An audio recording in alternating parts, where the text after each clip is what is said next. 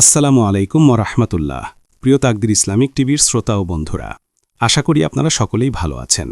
তাকদির Islamic টিভির পরিবেশনায় আজকের গল্প অবরুদ্ধ নিশীথ, আর আমি আছি আপনাদের সাথে মোহাম্মদ আলী। গল্পটি লিখেছেন তেজস্মিতা মুর্তজা। ভিডিও এডিটিং করেছেন জে.আর. জাহিদ। তো চলুন দেরি না করে গল্পে ফিরি। আজকের গল্প অবরুদ্ধ নিশীথ। বাঁচার জন্য যা দরকার তা হাসিল করতে যা লাগে তা ভিতরে সঞ্চয় করতে হবে। সেটা কি? হামজা জয়ের কানের কাছে মুখ এনে বলল, পাগলাটে জেদ, হৃদয়হীন হাসি আর ক্ষমতা অর্জনের নেশা। জয়ের মনে পড়ল বড় বাবাও এসবই বলতো। তোকে আরেকটা কারণে এনেছি। জয় আগ্রহ ভরে তাকালো। হামজা বলল, আমার সঙ্গী দরকার ছিল। আমার তোকে দরকার ছিল জয়। কিসের সঙ্গী? কেমন সঙ্গী হামজা ভাই? হামজা কথা বলল না। জয়ের গায়ের গেঞ্জিটা খুলে নিয়ে বলল, চল আজ তোকে সাঁতার শেখাবো। পুকুরে নেমে জয়কে গোসল করিয়ে দিল হামজা। সাবান মাখিয়ে গা পরিষ্কার করে গোসল করিয়ে ঘষে ঘষে মাথাটা মুছে দিল। মাথা ভেজা থাকলে জ্বর আসবে। দুপুরে বাসায় ভাত নেই। জয়কে নিয়ে এক জায়গায় গেল।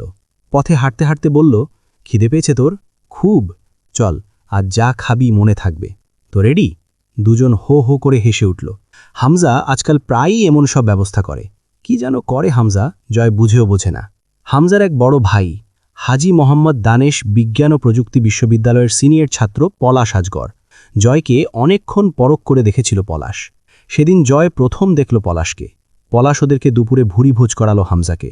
দুদিন পর হিলি বন্দর দিয়ে পলাশের মাল আসছে বিদেশ থেকে। হামজাকে পলাশের লোকদের সাথে যেতে হবে। রাজান আজগরের বিশাল ব্যবসা। হামজা জয়কে সাথে নিল না। তার পরীক্ষা। ধমকে পড়তে বসিয়ে রেখে নিজে গেল এবং সেবার ফেরার পর হামজা ব্যাগ ভরে বাজার করে এনেছিল। মাছ মাংস এসেছিল বাড়িতে। হামজা সফল হয়ে ফিরেছে। তাদেরকে পুলিশ ধরতে পারেনি।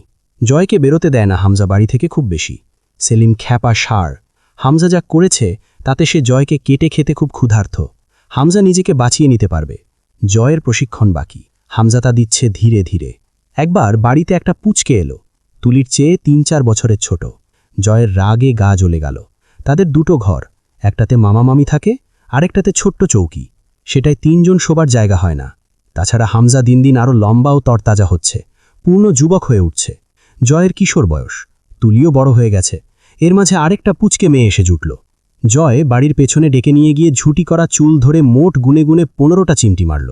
হুমকি দিল, যদি না চলে যায় তাহলে তুলে এক আছাড় মেরে পেটে নাড়ি বের করে আনবে। মার খেয়ে পুচকে মেয়েটা ভ্যাঁ ভ্যাঁ করে কাঁদতে লাগল। বিপত্তি বাঁধল। মেয়েটা মামির বোনের মেয়ে। এত বিশ্রী করে গাল ফেড়ে কে কাঁদে? আবার কাদার শব্দ ধীরে ধীরে বাড়ছে। মুশকিলে পড়ল জয়। আবার একটু মায়াও লাগছে। নরম গায়ে চিমটি লাগাতে লাল টকটকে হয়ে নখ বসে আছে। তার কাছে কিছু টাকা আছে।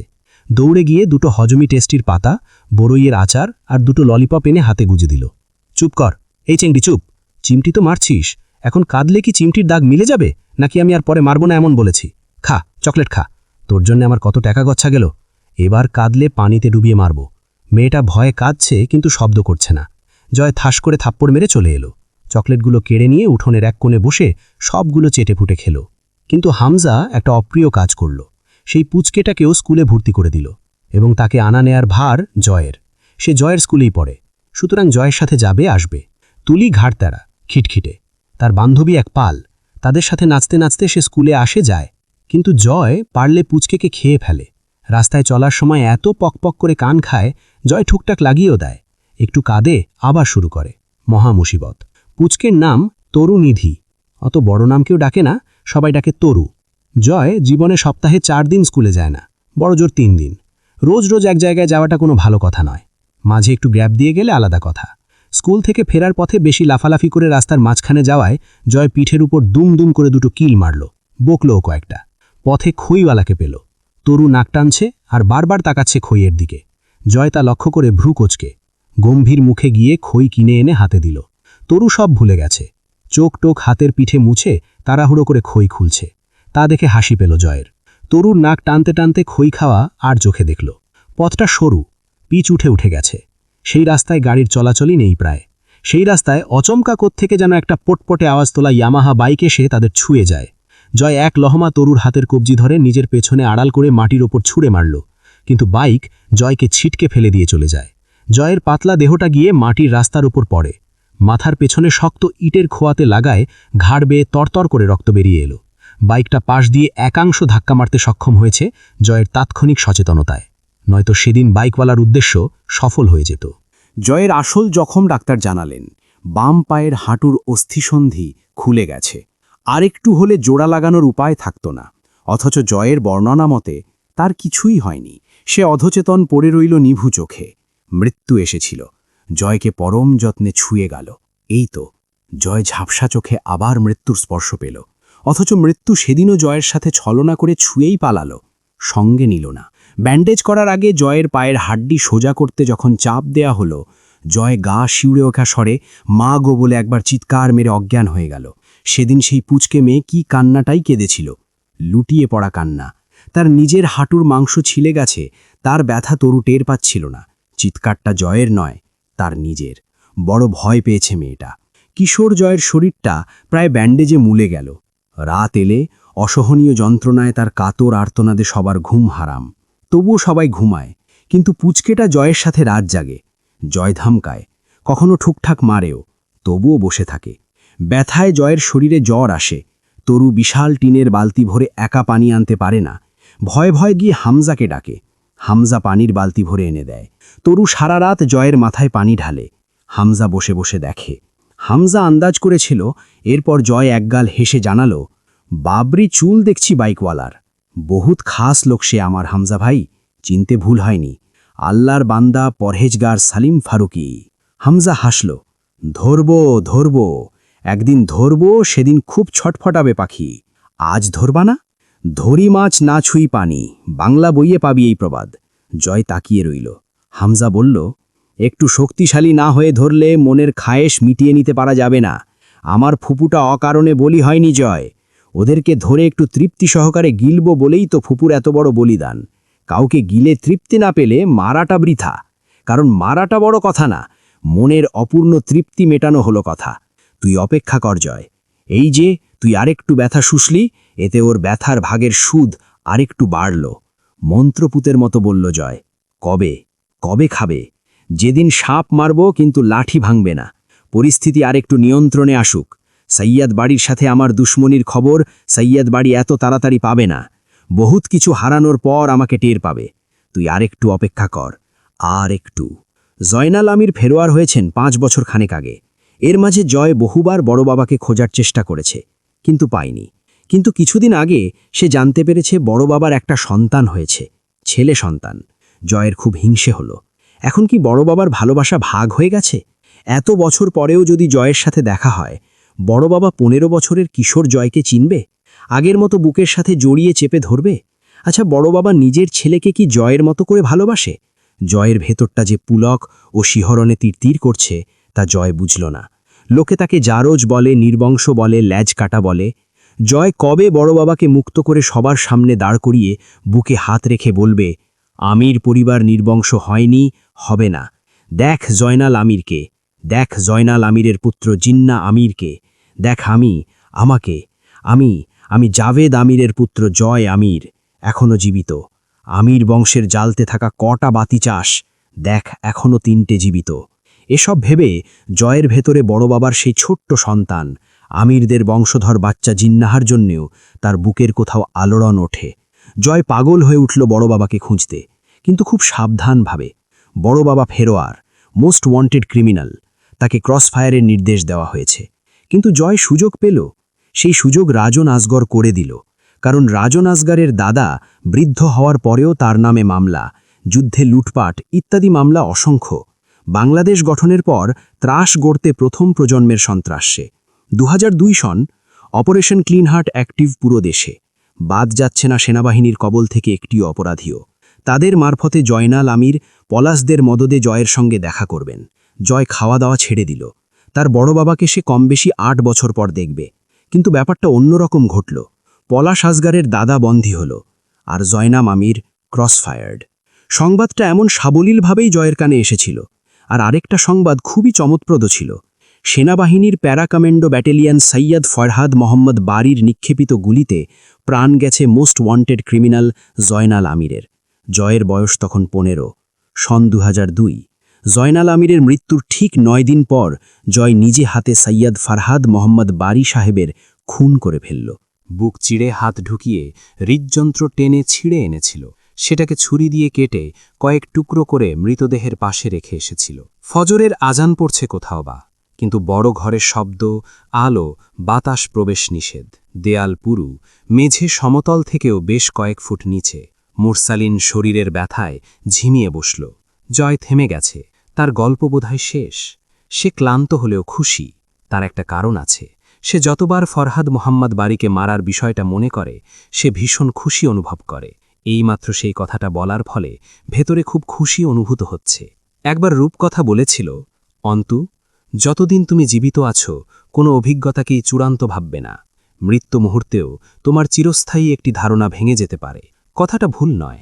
অন্তু আজ গল্প শুনতে শুনতে উপলব্ধি করেছে বিষয়টা।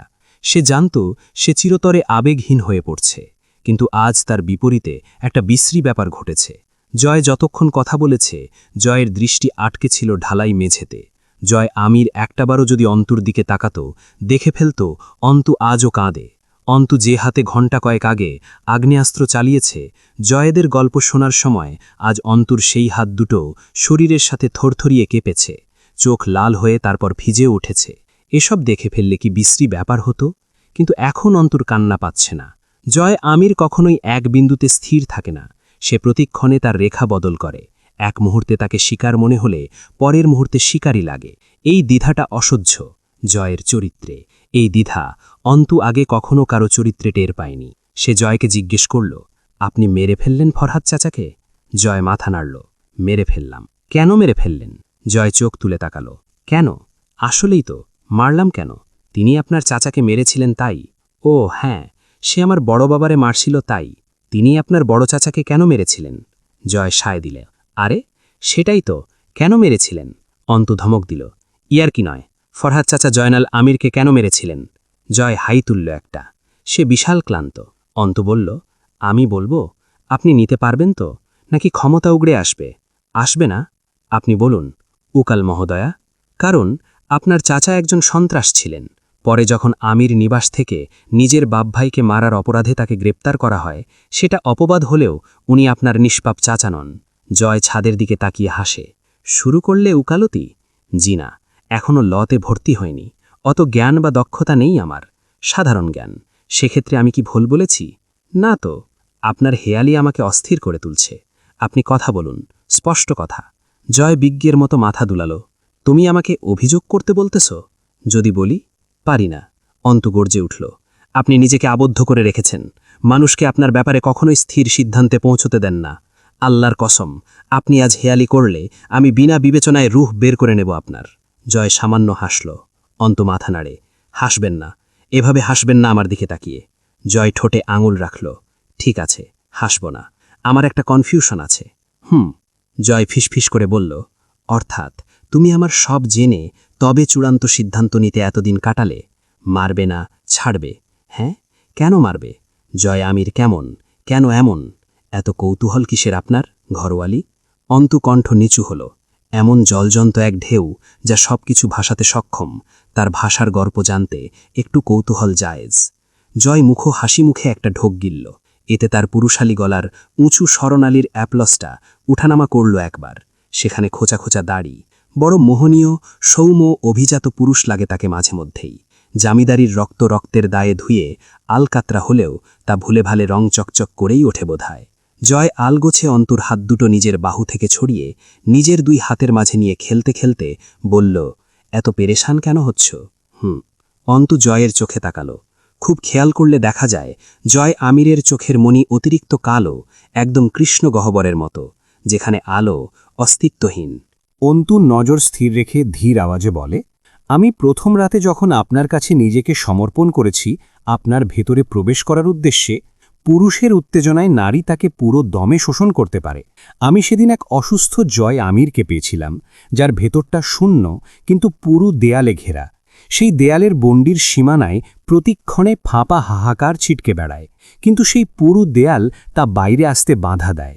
কে বলে তুমি উকিল হবে? আমি বদদোয়া দিলাম তুমি দুনিয়ার সেরা, বিশাল, বিরাট, অনেক বড়, বৃহত্তম, মহান সাহিত্যিক, কবি, দার্শনিক হবে। এখন বলো বদদোয়া কেন দিলাম? কারণ আপনার দোয়া কবুল হবার চান্স নেই। দুজন দুজনের চোখের দিকে তাকিয়ে হেসে ফেলল। পর মুহূর্তেই চোখ নামালো দুজনই। জয় ঝুঁকে পড়ে নিচু গলায় জিজ্ঞেস করে, আর অসুস্থ জয় আমিরের কাছে আপনার সেদিনের বলিদান আপনাকে কি জানালো? আর সেদিনের আমার সেই বলিদান আমাকে শুধুই জানিয়েছে জয় আমিরকে জানতে হবে গোড়া থেকে। আমি আপনার চঞ্চল পাপিষ্ঠ সত্তার পেছনে আরেকটা জয় আমিরকে খুঁজেছি, অথবা আমি সেদিনই পারতাম আপনাকে কুচি কুচি করে কাটতে। কিন্তু আপনি জানেন আমি আপনাকে কখনোই মারার চেষ্টা করিনি। উত্তেজিত করেছি, অতিষ্ঠ করেছি, খেপিয়ে তুলেছি, কিন্তু চূড়ান্ত আঘাত করিনি। আজকের এই দিনটাকে নিয়ে আসতেই হয়তো এত আয়োজন। অথচ আজ এই মুহূর্তেও আমার মনে হচ্ছে আমি সেখানেই পড়ে রইলাম। দ্বিধা, জটিলতা, মারপ্যাচ, অস্থির সিদ্ধান্ত রেখা। এখনও মনে হচ্ছে আপনার বিচার করা যায় না, আপনাকে বিচার করা যায় না। বহুদূর হিসেব করে ফিরেও হঠাৎ চোখ মেললে দেখা যায় আমি সেই একই বিন্দুতে আটকে রয়েছি। কে জয় আমির? কেমন সে? কেন এমন সে? তার দায়ভার কিসের ওপর ন্যস্ত করা যেতে পারে? এমনটা হবার ছিল না, কিন্তু আমি বিবেচনার বিন্দু হারিয়ে ফেলছি। আপনার এত এত পাপ, প্রাপ্ত আঘাত আর ক্রমিক ঘটনাবলী এক বিন্দুতে শান্ত হচ্ছে না। তার ওপর আপনার আজব ব্যক্তিত্ব, যতটুকু খুলছি ততটুকুই পেঁচিয়ে যাচ্ছে। তবে একটা কথা উল্লেখযোগ্য, আজ এখন আমার ব্যক্তিগত দেনা পাওনা আমি পাশে রেখেছি, তা আমার আপনার একান্ত হিসেবের খাতায় জমা থাক আপাতত। জয় মাথা নাড়ল দুপাশে। মেরে ফেলো, শুটমি, গুলি দেব, লোডেড ম্যাগাজিন আছে মনে হয় একটা পকেটে। এইটা অটো সেমি মাল, একবার ম্যাগাজিন লোড করবে, এরপর ব্যাস বুম বুম বুম। দেব সিস্টার।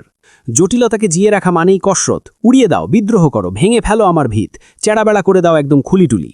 অন্তু তাকিয়ে রইল কেমন করে যেন জয়ের দিকে। একটু বিরক্তি, একটু কৌতূহল, হয়তো কিছু ঘৃণা অথবা বিরোধ কিংবা অনুরাগ হবে হয়তো। জয় মেঝের দিকে চেয়ে থেকে হাসল। এভাবে তাকিয়ে থেকো না ঘরোয়ালি। অন্তুস্বর বিরক্তিতে মিশে কঠিন হল। কেন? কারণ আমার মনে হবে তুমি আমার অতীত শোনার পর আমার দুঃখে দুঃখিত হয়ে আমার উকালতি করতে চাইতেছ। অবশ্যই তুমি অনেক বড় উকিল হতে পারো, কিন্তু জয় আমির তোমার মক্কেল হতে পারে না ডিয়ার। জয় চোখ তুলে চট করে একবার চোখ মারল। অন্তু হাসল, চোখ সরিয়ে বলল, অবশ্যই আপনি অনেক বড় ক্ষিপ্র বাজ হতে পারেন, কিন্তু আপনার পোষ মানার ক্ষেত্রটার আমাকে ঘিলেই হতে পারে। আর বাজ পাখি পোষ মানলে সে তার পোষকের আওতায় স্বীকার করে। চট করে অন্ত্রী কথাটা ধরতে না দেওয়ার লক্ষ্যে দ্রুত প্রসঙ্গ বদলাল। সন্ন্যাস গ্রহণ করলেও পারতেন। কারো দয়া, উপদেশ, আদেশ, অনুরাগ, ভালোবাসা সবকিছু থেকে মুক্ত হয়ে লুঙ্গি ছেড়ে শালু গায়ে দিয়ে বেড়াতেন। জয় আচমকা মাথা ঝাড়া মেরে হেসে উঠল, কিছু একটা এড়িয়ে হাসল। করব, তোমার একটা ব্যবস্থা করে ডিরেক্ট বাম ভলে, হক মাওলা, ধরকল কি মারো টান। অন্তু বিরক্ত হয়ে আলতো ঝাড়া মেরে নিজের হাত ছড়িয়ে নিয়ে দৃঢ় গলায় মুরসালিনকে জিজ্ঞেস করল, সেলিম ফারুকি যা করেছিল তা আপনার পিতা জানতেন? কখনোই জানতে পারেননি। আমি জেনেছি কথাটা সেলিম ফারুকিরও মৃত্যুর পর। অতদিনেও জানলেন না কেন? সন্দেহ হয়নি কেন কখনো? হামজা ভাই যা বলে এসেছিলেন তারপর আর কখনো মাদ্রাসার ত্রিসীমানায় প্রবেশ করতে পারেনি সেলিম। তার আগেও সন্দেহ হওয়ার কথা। আর যতদিনে মেয়র সাহেব গিয়ে তামাশা করে এলেন ততদিনে জয় আমিরের ওখানে থাকার ৩ বছর হয়ে গেছিল। হুমায়রা মায়ের সঙ্গে যা হয়েছিল তার কোনো তদন্ত ৩ বছরের মাঝেও কেন করেননি আপনারা? জয় মুখ ভ্যাংচালো মনে মনে। শালির মেয়ে স্বামীকে স্বামী মানে না, অথচ তার মাকে মা ডাকে। শালি ভণ্ডর ঘরের ভণ্ড, তোর পেছনে কুত্তা ছেড়ে দিয়ে দৌড়ানি দিলেও মনের দুঃখ মিটবে না। মুরসালিনের মেরুদণ্ডে কঠিন ক্ষত। সে দেয়ালে হেলান দিল, তারপরও চোখ বুজে বলল, ঘরের শত্রু বিভীষণ হয়ে গেছিল। আব্বা কোনোদিন ভাবতে পারেনি সেলিমকে ধরে জিজ্ঞেস করলে সব জানা যেতে পারত। অন্তু বলল, যুক্তি দুর্বল লাগছে। তার সঙ্গে আপনাদের শত্রুতা ছিল, হোক সেটা ধর্মীয়ভাবেই। উনার পথ আলাদা ছিল, উনি ভণ্ডদের অনুসারী ছিলেন, তবু আপনাদের সন্দেহ হলো না। আর আমার ধারণা উনি এসে আপনাদেরকে খোঁজ দিয়েছিলেন জয় আমির ও আম্মার ব্যাপারে। ঠিক, সেটাকে কিভাবে নিলেন আপনারা? সেলিম কোনোভাবে জানতে পেরেছিল আমিরদের বউয়ের ওই অবস্থা, এমনটাই জানিয়েছিল সেলিম। আব্বা জানত ওই জয়কে উদ্ধারকারী। ওর দিকে সন্দেহটা না যাওয়ার এটাই একটা কারণ। আরেকটা বিষয়, জয় আমিরকে সেদিন জবাই করার প্রচেষ্টা করা হয়েছিল, কিন্তু ওনার আম্মা মরে গেলে অথবা মেরে ফেলাও হলেও পরে জয় আমিরকে কেন জীবিত অবস্থায় জঙ্গলে ফেলে রাখা হলো? কেন? এটা আমি পরে জানতে পেরেছি। জয়নাল আমির গ্রেফতার হবার খবর পুরো দিনাজপুরে তোলপাড় হয়ে জানাজানি হলো, কিন্তু জয় ও ওর মাকে ধরার জন্য বেশ কয়েকটা দলের সাথে সাথে রক্ষার জন্য আবার রাজন আজগরের লোকজন জঙ্গলে ছড়িয়ে পড়েছিল সেদিন। পায়নি ঠিকই, তবে ভয় পেয়ে ছেড়ে দিয়েছিল সেলিমরা। পরে জঙ্গলে ফেলে যায়। এবং বলাই বাহুল্য, সন্ত্রাস সংগঠনে জয়নাল আমির ও আজগরেরা দোসর ছিল। এবং এই জন্যই সেই কৃতজ্ঞতায় এই মাতাল আজও চাটে ওদেরকে। জয় দুম করে লাথি মারল মুরসালিনকে। টিনের চালে কাউয়া, তুমি আমার ব্রিটিশ শালি, তোর মাকে কিন্তু যখন তখন সালাম দিয়ে আসব। তোর ফেদা প্যাচালে রাত গেল, কথা কম ক আর আস্তে ক, আমি একটু ঘুমাই, গুড নাইট। সে লোহার সাথে মাথা ঠেকিয়ে ঘুমিয়ে পড়ল। খুব ঘুম পাচ্ছে তার। মুরসালিন ব্যথা পাওয়া স্থানে হাত চেপে ধরে বলল, এবং একটা কথা বলে রাখা দরকার, এই পাগলা কিন্তু এখনও সেলিম সহ ওর সঙ্গীদেরকে সৈয়দ বাড়ির নির্দেশে পাঠানো হয়েছিল সেদিন রাতে আমির বাড়িতে। জয় বলল, হক কথা দিনে ৩৬ বার স্মরণ করা যায়। মুরসালিন বলল, তুই না মরে গেলি এইমাত্র। ধুর শালা, এত তাড়াতাড়ি তো মাইনসে মতেও না, মরব ঘুমাবো কেমনে। মুরসালিন অন্তুকে জানালো, আব্বার খুব অনুগত ছিল সেলিম। আরেকটা বিষয় আছে। অন্তু জিজ্ঞেস করল, কি বিষয়? সেলিমের বড় বোনকে কিন্তু জয়নাল আমিরের সঙ্গীরা ইজ্জত হারা করে মেরেছিল যুদ্ধের সময়। সেজন্য সেলিম ফারুকির পরিবারের কাছে আব্বা বংশের বড় ছেলে হিসেবে একটা দায়বদ্ধতা ছিল। সেলিমের ছোট বোনকে আমার মেজো চাচা বিয়ে করেছিলেন দোষ ঢাকতে। নয়তো যেমন জয়নাল আমির ভাবতেন আমাদের মাদ্রাসা আমার দাদু মিলিটারির জন্য ছেড়ে দিয়েছিলেন, ফারুকিরাও ওরকম একটা ভুল বুঝতে খুব তৎপর ছিল। ওরা ভাবত আমার পরিবার নিজেদের কোনো পাপে এতগুলো প্রাণ হারিয়েছে জয়নাল আমিরের হাতে। আরেকটা ব্যাপার ছিল, জয়নাল আমিরের প্রিয় ভাতিজা জয়কে আব্বা আশ্রয় দিয়েছিল, এ নিয়েও ঘোর আপত্তি ছিল। সে বারবার আব্বার কাছে মিনতি করেছে জয়কে বের করে দিতে, কিন্তু আব্বা জয়কে কাছছাড়া করেননি কখনো। এ নিয়েও একটা সন্দেহ ছিল ওদের। ওদের ধারণা ছিল সৈয়দ পরিবার বোধহয় জয়নাল আমিরকে দোষী মানে না, কোনোভাবে বাঁচাতে চাইছে, ক্ষমাটমা করে দিয়েছে। এজন্য জয়ের পক্ষ হয়ে অথবা জয়ের মায়ের বিচারের জন্য ওদের সঙ্গে কোনো আলাপে আব্বা যেতে পারেননি খুব একটা। অন্তু মাথা নাড়ল, কিন্তু ফরহাদ চাচা কেন জয় আমিরকে কাছছাড়া করতে চাননি? ওকে জীবিত রাখতে। সেই সময় ওকে ছাড়লে লোকজন মাংস আকারে কেটে পিস পিস করে বাড়ি নিয়ে যেত। ওকে মারার জন্য কতগুলো দল ওকে খুঁজছিল ও আজও জানে না। ও যখন হামজা ভাইয়ের কাছে এলো তখনও কতবার টপকে যেতে যেতে বেঁচেছে সেই গল্প তো বলেনি এখনো। কিন্তু সেলিম রোজ একবার করে মিনতি করত আব্বার কাছে জয়কে মাদ্রাসা থেকে মুক্ত করার জন্য। তখন জানতাম না কেন, পরে জেনেছি সে ভয় পেত জয় কখনো তার উপস্থিতি ছাড়া আব্বার কাছে পৌঁছে তার মায়ের ঘটনা বলে না দেয়। তার উদ্দেশ্য ছিল জয়কে একবার মাদ্রাসা থেকে বের করতে পারলে চিরতরে জয়ের মুখটা বন্ধ করে দেবে, আর আমির বংশের সমাপ্তিও। আব্বা বাড়ি এলে সেলিম আব্বার সাথে লেগে থাকত। জয়কে জিজ্ঞেস করুন সে কখনো সেলিমকে ছাড়া একা আব্বার কাছে যাবার সুযোগ পেয়েছে কিনা। অন্তু কিছুক্ষণ চুপ করে রইল, পরে বলল, আপনার আব্বা জয়কে রক্ষা করতে চেয়েছেন সেলিম সহ বাকি শত্রুদের হাত থেকে, এটা বলতে চাইছেন? মুরসালিন জবাব দেওয়ার আগেই জয় এক চোখ খুলে বলল, উকিল সিস্টার, আপনি ওই শালার ছেলের কথা দিলে নিয়েন না। আসলে ওর বাপে আমারে জঙ্গি বানাতে চাইছিল, কিন্তু আমি নেহাত ভালো লোক তাই ফাঁদে পা দেইনি। ধন্যবাদ, গুড নাইট। মুরসালিন শান্তচিত্তে হাসল, ওইটা লীগ না জয়। সংখ্যা বাড়াতে কুত্তা বিলাইও জয় বাংলার সৈনিক হয়ে যেতে পারে, কিন্তু তুই যাদের কথা বলছিস তারা কারা তোর একটু হলেও ধারণা আছে? তোর মতো কাফেরকে ওরা সংগঠনে নেবে এটা স্বপ্নেও হতে পারে না। একটা মজার কথা শুনবি? এই যে তোরা আমাকে সংগঠনের ছেলে ভাবিস না, আমাকে ওরা গ্রহণই করেনি।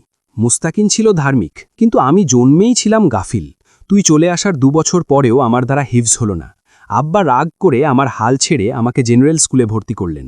মুস্তাকিন যতটা ধার্মিক, ন্যায়পরায়ণ, সভ্য ছিল, আমি ততটাই বিমুখ হলাম। মুস্তাকিন ভাই চলে যাওয়ার পর আমাকে শুধু মাদ্রাসা কমিটির দায়িত্বে রাখা হয়েছে ঠেকায় পড়ে, কারণ সৈয়দদের মাঝে এক আমিই আছি।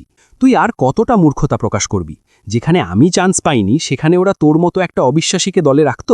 আব্বা তোকে শুধু মানুষ বানাতে চেয়েছিলেন। ধর্মের প্রতি তোর যা ভয়ানক ধারণা জন্মেছিল তা অপসারণ করতে চেয়েছিলেন। ছোট্ট বয়সে তোর ভেতরে যে বিষ ঢালা হয়েছিল তা নিংড়ে নিতে আব্বা বড় মাসুল গুনেছে জয়। তুই ভালো প্রতিদান দিয়েছিস। জয় উঠে বসল, যেন খুব চেঁচামেচিতে তার ঘুমটাই ভেঙে গেছে। সে খুব অবাক হয়ে বলল, আরে শালা, এত মহানুভবতার গল্প একসাথে শুনে বদহজম হয়ে যাবে তো। তুই আমার একটা কথা শুনবি? মুরসালিন বলল, আমার কান তোর নামে কুরবান। জয় বলল, তুই কি জানিস দোষ আর পাছা এক জিনিস? মানুষ নিজেরটা ছাড়া সবারটা দেখে, যেমন তুই। চুপ থাক শালা। মুরসালিন কিছুক্ষণ চোখ বুজে থেকে মুচকি হাসল। তুই কি জানিস জয়, একজন প্রতিশোধপরায়ণ মানুষ একটি কাঁচা মাটির স্তূপ। সুযোগ সন্ধানী মানুষ চাইলেই সেই মাটিকে দিয়ে নিজের ইচ্ছে মতো হাতিয়ার বানিয়ে ব্যবহার করতে পারে নিজের স্বার্থে। মাছ ধরবে, পানি ছুবে না, পানি ছুবে সেই হাতিয়ার। তুই জানিস জয়, হাতিয়ারের চোখ থাকে না, হাতিয়ার অন্ধ হয়। তাকে চালনাকারীর চোখ দিয়ে সে শত্রুকে দেখে আঘাত করে। তুই কি আমারে কইলি? না, তুই একটা জয় আমিরের গল্প শোনালি, আমি তাকে বলছি। দে আজ তুইও জ্ঞান দে। হাতি নদে পড়লে চামচিকায়ও পেছন মারে। তুই নদে পড়েছিস শুনে ভালো লাগলো, কিন্তু তুই তো হাতি না, তুই হলি গাধা। যা হোক, তুই ঘোস্ট রাইডার সিনেমা দেখেছিস জয়? হ্যাঁ, জয় মাথা নিচু করে হেসে ফেলল। তা দেখে মুরসালিনও হাসল। মুরসালিন যা বোঝাতে চাইছে তা এক লহমায় বুঝে হেসে ফেলেছে জয়। তাতে মুরসালিন একটা দীর্ঘশ্বাস ফেলে বলল, আব্বা বলতো আমি যে জয়কে ছাড়ব, আমার মনে চায় ওরে ভালো একটা তালিম দেই, দেশ জাতির ভবিষ্যতে লাগাই ওর মাথাটারে। জাভেদ যা পয়দা করে রেখে গেছে ও এক বারুদ, যে কামেই লাগাবি তা ডিরেক্ট কামিয়াব। অথচ ওর এত চতুর আর চিতার মতন দ্রুতগামী বুদ্ধি শকুনে খাবে। তোর বাপে খালি আমার চরকায় তেল ঘষত কেন হামেশা? নিজের চরকা ভাঙা ছিল নাকি তেল বেশি কিনে ফেলেছিল? তুই বুঝে অবুঝ, আর বুঝে অবুঝেরা তাদের সুবিধা মতো বোঝে। ধর যেটা বুঝতে ইচ্ছে করছে সেটা বুঝছে, যেটা ইচ্ছে করছে না সেটা বুঝেও বুঝছে না। জয়ের হাসি বাড়ল সামান্য। তাদের কোনো চিকিৎসা নাই, তুই তো ডাক্তারি ফিরিয়ে নে। হাম নাহি সুধরেঙ্গে জি, হাম নাহি সুধরেঙ্গে। মুরসালিন বলল, ঘোস্ট রাইডার সিনেমার নায়ক জনি, ওর বাপের ক্যান্সার হয়েছে। একদিন একজন এসে বলল, তুমি আমাকে তোমার আত্মা দেবে, এই শর্তে এই কাগজটাতে সাইন করো, তার বদলে তোমার বাপকে আমি সুস্থ করে দেব, তোমার সব দুঃখ দূর হয়ে যাবে। জনি সাইন করে দিল, কারণ তখন তার শুধুই তার বাপকে বাঁচাতে হবে। আগে পরে বাদ। রাতারাতি তার বাপ সুস্থ হলো। কিছুদিন কাটল। একদিন ওই লোক এলো, কাগজটা দেখালো। জনি তখন নিরুপায়, সে আগেই চুক্তিপত্রে সাইন করে ফেলেছে। তখন বিষয়টা খারাপ মনে হয়নি, কিন্তু এবার টের পেল সেই লোকটা মূলত শয়তান। শয়তান তার কাছে তার আত্মা কিনে নিয়েছে। এবার তার আত্মাকে দিয়ে যা খুশি করাতে পারে জনি তা করতে বাধ্য। এরপর শয়তান জনিকে দিয়ে দেদারসে মানুষ মারতে থাকল। জনিকে জাহান্নামের দেবতা বানালো। সে যাকে ছোঁয়ে সে এক মুহূর্তে জলে ভস্ম হয়ে যায়। জয় হো হো করে হেসে উঠল। সিনেমাও দেখিস তুই? এ তো কঠিন পাপ। থুহ থুহ। মুরসালিন মাথা নাড়ল। আমি সৈয়দ বংশের কলঙ্ক, সব পাপাচারে ভাগ আছে আমার। তুই কি বুঝেছিস আমি কি বলেছি? না। দোলন সাহেব হেসে উঠে নিজের উপস্থিতির জানান দিলেন। আমি যদি বুঝে না বুঝি আমাকে বোঝায় কোন শালা, ঠিক না জয়? জয় হাত তুলে সংগ্রামী ভঙ্গিমায় বলল, ঠ্যাক ঠ্যাক, একমত স্যার, একমত। মুরসালিন হাসল। হামজা ভাইয়ের চোখ দিয়ে দেখা শত্রুদের ব্যাপারে যা বুঝলে তারা আর তোর শত্রু থাকবে না, তুই তা বুঝতেই চেষ্টা করিসনি। কারণ ছোটবেলায় যে অবস্থান তোর কাছে নারকীয় মনে হয়েছিল, হামজা ছিল তখন তোর মুক্তির দূত। আর তুই নিজের অজান্তেই অসীম কৃতজ্ঞতায় হামজা ভাইকে তোর রুহ সঁপেছিস।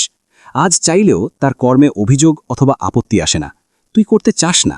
জয় অনমনে স্বগতোক্তি করে। হামজা ভাই আমারে একদিন কইল, জয়রে, তোর আমার গন্তব্য দুইটা, পথ এক। পথের শেষে একই বিন্দুতে একই রকম দেখতে দুইটা গন্তব্য, চল হাঁটি। মুরসালিন নিস্তেজ চিত্তে দুপাশে মাথা নেড়ে বলল, গন্তব্য মানুষকে মৃত্যু অবধি পৌঁছে দেয়। তার নরম দিলে জয়ের জন্য এক ঘা লাগল। পথভ্রষ্ট এই জয়কে মুস্তাকিন মহান ছোটবেলায় মাদ্রাসার দস্তরখানে বসিয়ে কত বুঝিয়েছে। ওই জয় পর্বতের মতো অটল চিত্তে কেবল চুপ থাকত, ভেতরে কি জমাতো কে জানে। আজ মনে হয় বিদ্বেষ। এই জগৎ সংসার, সমাজ, দেশ, মানুষের প্রতি তার অসীম বিদ্বেষ একটু একটু কমে জমে এক মহাসমুদ্রে রূপ নিয়েছে। তার ঢেউ থামানোর উপায় নেই। জয় তীব্র বেগে মাথা নেড়ে স্বীকার করে, মৃত্যু। অন্তু খেয়াল মেলে দেখল জয়ের সেই পাগলামিটুকু। জয় আমির সত্যি মৃত্যুর ওপর বড়ই আকর্ষিত। সে বলল, সেই গন্তব্যে আপনার জন্য নিশ্চিত মৃত্যু লেখা থাকলেও মেয়র সাহেবের জন্য গচ্ছিত আছে ক্ষমতার ডালি। পথটা হলো বিরোধীদের ধরে কচুকাটা করা। তাতে আপনার ভেতরে ইনপুট করা প্রতিশোধের বিষাক্ত প্রবৃত্তি মিটবে, আর আপনার তৈরি করা রাস্তা মেয়র সাহেবকে তার উদ্দেশ্য হাসিলে এক পিছলি পথ বানিয়ে দেবে। এই তো আপনাদের সেই এক পথ দুই গন্তব্য। ব্রিলিয়ান্ট। আপনি চাইলে ভালো উকিল হতে পারতেন ঘরোয়ালি। গভীর স্বরে জিজ্ঞেস করল, জেনে শুনে ক্ষয় হতে কেউ এত আগ্রহী হয় জয় আমির? জয় হাসল। আমারে কেউ অক্ষত পায় নাই ম্যাডাম, সুতরাং ক্ষয় হওয়ার মাল আরেকটু ক্ষয় হইলেই বরং প্রকৃতির নিয়ম বজায় থাকে। আমার উপরে মরিচা ধরছে সে কোন কালে। মুরসালিন গম্ভীর স্বরে শুধায়, আব্বাকে কেন মেরেছিস? তোর মুখে শুনি, বল কি কারণে মেরেছিস? জয় লোহার খণ্ড থেকে আস্তে করে নেমে ঢালাই মেঝেটার উপর টান টান হয়ে শুয়ে পড়ল। মুরসালিনও ঠিক ওর পাশে একইভাবে শুয়ে পড়ল। দুটো দেহ পাশাপাশি পড়ে রইল, একটা ক্ষতবিক্ষত আর একটা ক্লান্ত পরিশ্রান্ত। আমার বড় বাবাকে আমি শেষবার কবে দেখছি জানিস? সেই রাত্রিরে, ওই রাত্রিরে বড় বাবা তার ভাবিকে বলেছিল, জয়কে নিয়ে পালান ভাবি, জলদি যান। তোর বড় বাবা বিশাল বড় হিরো ছিল রে জয়। আমার বড় বাবা ছিল আইন, রাষ্ট্র ও দেশের মানুষের কি ছিল? জয় হেসে ফেলল। আইন, রাষ্ট্র, দেশের মানুষ। ডেকে উঠল জোরে করে, ও দোলন স্যার আছেন না? আমার ঘরওয়ালির হাতের স্পেশাল বুলেট নসিব হয় নাই তো। এতক্ষণে সবাই যেন ভুলে গেছিল তারা ছাড়াও আরও একজন আজ জয় আমিরের গল্পের শ্রোতা রয়েছেন বড় ঘরে। দোলন সাহেব বললেন, না হয়নি, ব্যাড লাক। সেই দুঃখে আপনার একখান গোপন কথা কই স্যার। জয় বাচ্চাদের মতো চেঁচিয়ে ঘোষণা করে, আমি ছাড়া এই ঘরে আর কোনো দেশদ্রোহী নাই স্যার।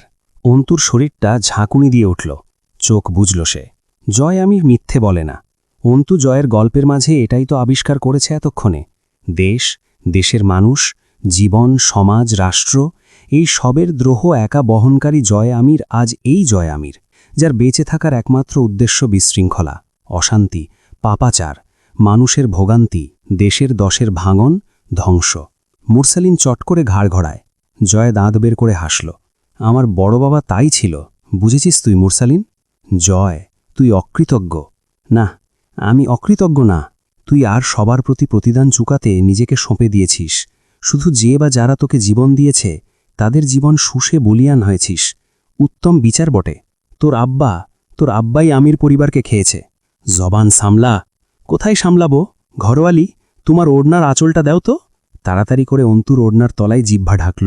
হামজা ভাই তোকে দিয়ে সার্কাসেও কাজ করিয়েছে নাকি? এমন জোকার জোকার হাল হয়েছে কেন তোর?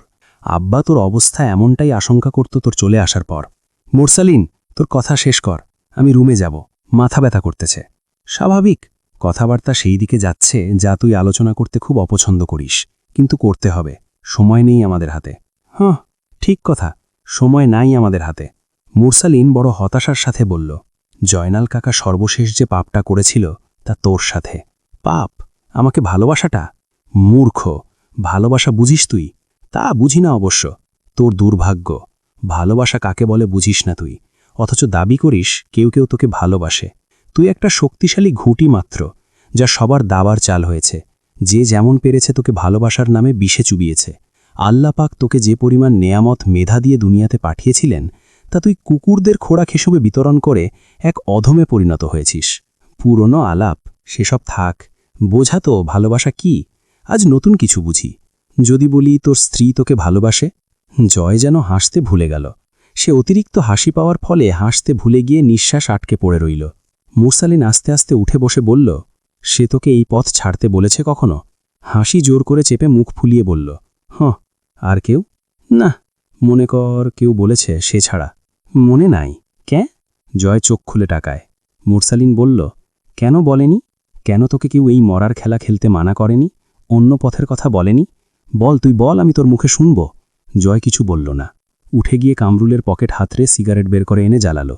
মুরসালিন দৃঢ়স্বরে বলল, কারণ কেউ তোরে কোনোদিন বাঁচাইবার চায় নাই, কেউ তোরে মানুষ মনে করে নাই, কেউ তোরে বোঝেই নাই যে তুই মেধাবী, তুই অভিজাত বংশের রক্তে পয়দা, তোর ভিতরে মানুষ আছে। এটা তোকে ভুলিয়ে রাখতেই দুনিয়ার যত আয়োজন। কিন্তু তোর স্ত্রী। জয় সিগারেট ঠোঁট থেকে নামিয়ে তীব্র বাধা দিল। চুপ চুপ, কিছুই না। আমি ওর আসামি মাত্র, আসামি, এর বেশি কিছু না। ভালোবাসাবাসীর মধ্যে টানিস না। তুই কোন ভালোবাসার কথা বলছিস জানি না, কিন্তু ভালোবাসার বহুত প্রকারের মাঝে একটা এমনও আছে। জয় চোখ বুজে লম্বা একটা টান সিগারেটে দিয়ে পুরো ধোঁয়াটুকু গিলল, তারপর নিঃশব্দে হাসল। এইটা যদি ভালোবাসা হয় তাইলে তা সর্বজনীন, সবার জন্য প্রযোজ্য। ও এক আদর্শ মেয়ে ভাই। আমার জায়গায় অন্য কোনো নষ্ট জয় থাকলেও তারেও ভালো হতে বলতো। এইটাতে বিশেষত্ব খুঁজলে আমি তোরে 2 চামচ খাঁটি গু খাইতে সাজেশন দেব। মুরসালিন বলল, তুই যে পথে নেমেছিস তাতে আছে কি? তোরা যে পথে আছিস তাতে আছে কি? কি চাস? কি আছে দে। আমার তো কিছুই নাই, যা দিবি হাতে তাই যাবে সাথে। দে। জয় হাত পাতল। কি চাস তুই?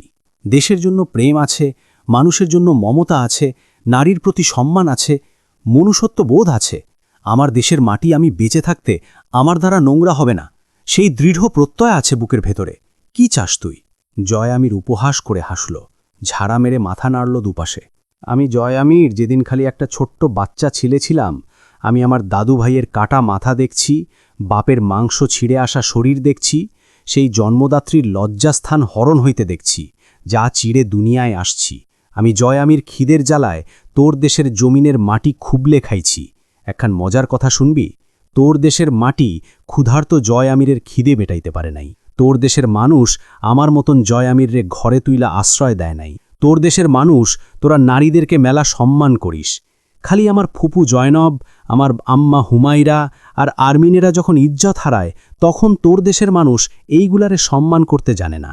আমি ভুল কইছি মনে হয়। তোর দেশের মানুষ নারীরে সম্মান দেয়। এই 3টা তো নারীই ছিল না। ঠিক কইছি না? ওই যে বৈশা আছে শালির মেয়ে, ওইটারে জিগা। ওইডারে যেদিন বেশ্যা মাগি বানাইছি আমি জয় আমির, তোর সমাজ দেশের মাইন্সে ওরে একবার জিগায় নাই পর্যন্ত। ওই ছেড়ি, আমিরের পোলায়তনে সত্যি ছুঁইছে নাকি? জিগাও রে। দেখ ওই শালি আইজো কান্দে খালি, কিচ্ছু কইবার পারে না, করবার পারে না। ওরে ওই দিন আমি আমার নাম না দিলে ও কবে বদনাম হইয়া খতম হই যাইত। তোর দেশের মাটি ওর বালডা ছিড়ত। তোর দেশপ্রেম কারে কি দিছে? তোরে কার বালডা দিছে? আজ এইখানে পচতেছিস মাসের পর মাস, এই তো? হ্যাঁ, তোর দেশ সমাজ মেলা ভালো, মহান। জয় আমির আবারও হেসে ফেলল কেমন করে জানো। তোরা তো ভালো আছিসই মুরসালিন, আমি এক জয় আমির খারাপ হইলে তোর দেশ দুনিয়ার থেকে কিচ্ছু খসবে না বা জোড়া লাগবে না। জয় অন্তুর হাতখানা আবারও শক্ত করে চেপে ধরল। সেই হাতজোড়া থরথর করে কাঁপছে। জয় কিন্তু ভুলেও তাকালো না অন্তুর মুখের দিকে। আরমিনের কান্না সে দেখে না। ওই ছেড়ি কাঁদলে আড়ালে কাঁদবে, আজ সামনে কেঁদে ফেলেছে। সেই দোষ তো জয়ের না।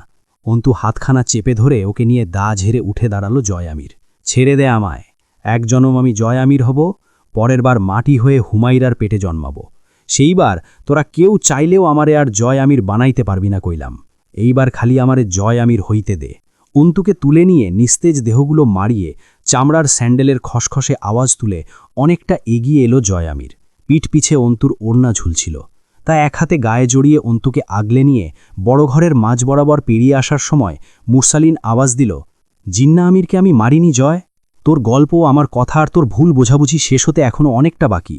রাত 2:15টার সময় হামজা আকস্মিক রিমিকে সেরে সাদা চশমাখানা টেবিলের ওপর রেখে কিছুক্ষণ দাঁড়িয়েছিল। তার ভেতরে কিছু তৈরি হলো, জটিল কিছু। ততক্ষণ হামজার মস্তিষ্ক কাটার মেশিনের ব্লেডের মতো চলেছিল। সামনে যা আসবে ফালাফালা হয়ে যাবে। রিমি কাঁদছে, কিন্তু হামজা থামানোর চেষ্টা করল না। তার আবার বুকও জ্বলছে। এই জ্বলন অবর্ণনীয়। ব্যক্তিগত দুঃখ। এটা নতুন তার জন্য। ব্যক্তিগত দুঃখ বলতে এক অপরিচিত ব্যবহারের সাথে সে কিছুদিন চলাফেরা করছে। হামজা কখনো কাউকে ভালোবাসেনি, কিন্তু রিমির ক্ষেত্রেও কি কথাটা খাটে? এই প্রশ্নটাই সমস্যা তৈরি করছে মূলত। রিমি তাকে শাস্তি দিতে যে পন্থা অবলম্বন করেছে তার দায়ভার কার? জয়ের বউয়ের নয়? হামজা কি ছাড়বে সেই দুঃসাহসী নারীটিকে? ধরলে নারীটি সইতে পারবে হামজার থাবা? সে ফতোয়া বদলে একখানা নেভি ব্লু পাঞ্জাবি পরল। এসির নিবিড় হাওয়ায় ঘুম জড়িয়ে আসছে চোখে। মস্তিষ্কের ভারে তার কঠিন শরীরটাও নুইয়ে আসা ভাব। ঘুমটা দরকার হামজার। তার আগে কিছুটা মদ খাওয়া দরকার, নয়তো এই অস্থিরতায় ঘুম আসে না। তার জন্য জয়কে দরকার। কিন্তু জয় বড় ঘরে আজ। জয়ের রুমখানা পেরোনোর সময় দেখল দরজার নব লক। জয়ের বউ ভেতরেই ঘুমাচ্ছে তো। ব্যক্তিত্বের চাপে রাত দুপুরে নবটা ঘুরিয়ে জয়ের ঘরে উকি দিয়ে ওর ঘুমন্ত বউকে দেখার কাজটা হলো না। তবে একটা নিশ্চয়তাও আছে বটে, জয়কে এখনও পুরোপুরি বশ করতে পারেনি ওর বউ। এটাই ধারণা হামজার। ঘরেই আছে আরমিন। 2:30টার দিকে হামজা সংসদ সদস্যের বাসভবনে পৌঁছল। দারোয়ান ঘুমে ঢুলছিল। হামজা না হলে সে ফটক খোলা তো দূর, লাগলে একটা মার্ডার করত। এমপি সাহেবের নিরাপত্তা প্রথমত। কিন্তু হামজাকে দেখে হুড়মুড়িয়ে উঠে এসে সালাম ঠিকে বলল, স্যার, আপনার জন্যে মেলাক্ষণ বসেছিল, এখন মনে হয় শুয়া পড়ছে। হামজা চুপচাপ নিশাচরের মতো ভেতরে ঢুকল। হাতে দুটো ফাইল, কেস ফাইলের কপি, অভিযোগপত্র। আরেক হাতে একটা মাঝারি ঝোলা গাড়ি থেকে বের করল। মাঝরাতে সংসদ সদস্যের বসার ঘরখানা হামজার শরীরের কড়া সুগন্ধির রহস্যে মেখে উঠল। নেমে এলেন ভুঁড়ি দুলিয়ে সংসদ সদস্য সাহেব। বড় করে হাসলেন। হাসল না হামজা। তার ভরিক কি সৌম্য চেহারা, আধার কূপের মতো চোখ দুটো স্থির, শান্ত, ঠিক শিকারি প্যাঁচার মতন। সে সালাম অবধি দিল না। এমপি সাহেব বললেন, তোমার রাত 12টায় আসার কথা ছিল। সোফায় বসে ফাইলগুলো এগিয়ে দিয়ে হামজা বলল, ওদিকের ব্যবস্থা কতদূর করলেন? ফাইলগুলো দেখতে চাইলেন এমপি সাহেব। হামজা বাধা দিল, পরে দেখে নেবেন, আমি শেষ রাতের গাড়িতে রাজধানী যাব। কথা শেষ করি। মাসুদ, চা পানি দে রে। লাগবে না, আলোচনায় আসি। হামজা ঝোলা থেকে মোট 3টে হ্যান্ডগান ও 4টে লোডেড ম্যাগাজিন বের করে সেন্টার টেবিলের উপর রেখে বলল, এগুলোর লাইসেন্স নেই। লাইসেন্স শুধু আমার একটা পিস্তলের আছে। এগুলো এখন বাড়িতে রাখা যাচ্ছে না। আপনি রাখুন, পরে নেব। রেগে উঠলেন এমপি সাহেব, তার মানে যখন তখন তল্লাশি হবার পর্যায়ে আছো? হ্যাঁ, মরতে বাকি রাখুনি। হামজা নির্লিপ্ত চোখে তাকিয়ে রইল। দুশ্চিন্তার ছাপ দেখা গেল এমপির মুখে। ঘন ঘন মাথা নাড়লেন। তোমার জয় যা করছে, ভালো করেনি, ভালো করেনি। ওর সেই অভ্যেস নেই। সে যা হোক, পলাশ আসগার মার্ডার কেসে পুলিশ এখনও ডেড বডি পায়নি, অথচ জয়কে সাসপেক্ট নাম্বার 1-এ রেখেছে। মাঝহার, ঝন্টু কাকাসহ আরও পুরনো কেসগুলো কেউ নতুন করে খুলেছে।